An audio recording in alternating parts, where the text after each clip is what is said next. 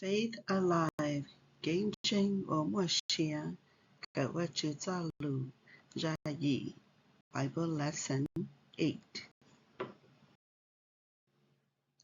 Getting the terms straight. Kawm Vajtswv Txojlus, Evangelism, Cha Txojlus, Witness, Kia Txojlus, Gospel, Txojlus. Who does evangelism? All believers in Jesus. Lệnh từ thiên lý cha trong mong rong, xuất từ hoàn chỉnh Giêsu. Who has the power to save people? Only God. Lệnh từ thiên lý mua hư chỉ cho tín hình và chữ sư. Who is Jesus talking to in Matthew chapter 28, verse 16 to 20?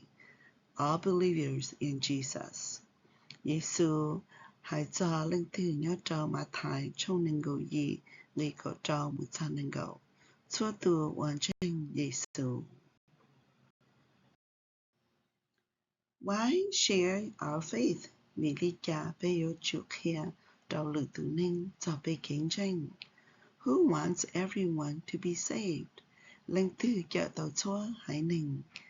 Why has Jesus not come back yet? Vì lý cha Giêsu chỉ tàu trả lò. What are some ways we can tell others about Jesus? Bé yếu kia đầu lực tự ninh cho Giêsu lý cha.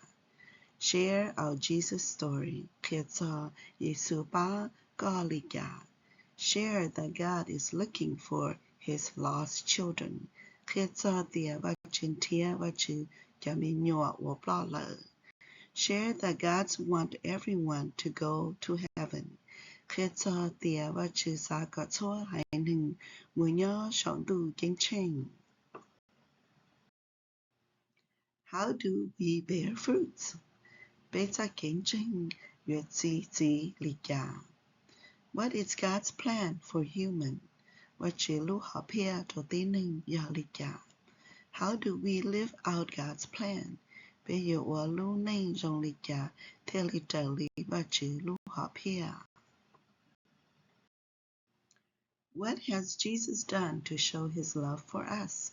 Giêsu ở lý cha đầu bê khía cho nữ cho kế lưu.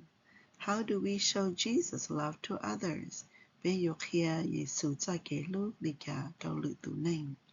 Who helps people to believe in Jesus? Lệnh từ ba tín hình trên Giêsu. Before someone can believe in Jesus, what needs to happen? One day your muốn hình là trên Giêsu, your chủ mua đã chỉ chữ sĩ. Christian needs to go tell them. Dọn trên your chủ mua khía là. Christian needs to send people.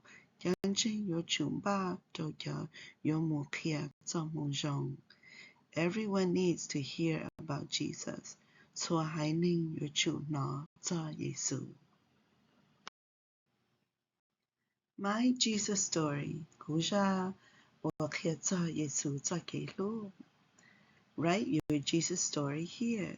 Sau ca ra khía cho Giêsu lúc có lý cả đầu nó. New Life in Jesus 2024. Lưu nâng chia nhớ cho hậu Giêsu ở chia nâng gặp lao.